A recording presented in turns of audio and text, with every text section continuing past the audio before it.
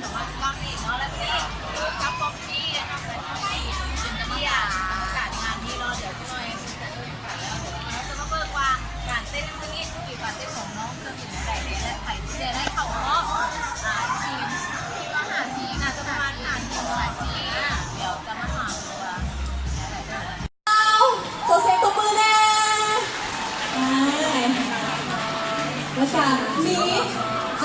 เล่นป๊อปปี้ดิสจี้นั่นเองตัวเซ็ตตัวมือให้เล่นป๊อปปี้แน่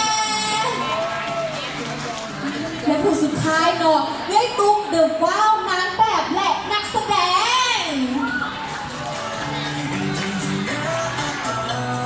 เจ้าน้องสวาทางกรรมการของเขากระสานทานเป็นเกียรติอย่างยิ่งแล้วเพื่อนได้มานานอยู่ทั้งงานนี้แล้วและสำหรับรอบชิงชนะเลิศของเขาเนาะแมน UYB เขาจัดความขึ้นกาป่า UYB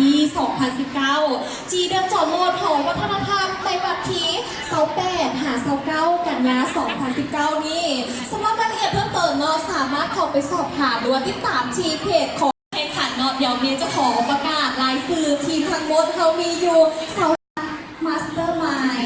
และนอกจากนี้เขายังมีมีเดียแอนด์พาร์ทเนอร์เนาะไม่ว่าจะเป็นลาวเวิร์ส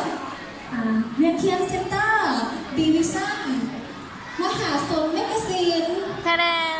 ชาติหลวงลาวแมกกาซีนเดอะฟรีแลนซ์สบายดีและตอนนี้เราทุกคนกลับมาฮอดที่ปลายทางแล้วคือจบการแข่งขันแล้วมี10 ทีมนอนที่เข้ารอบไฟนอลในวันนี้นั่นก็คือ10 ทีมที่จะเป็นความสาย A กับสาย B ทางสาย B วันนี้นอนเดี๋ยวเจอกันเมื่อ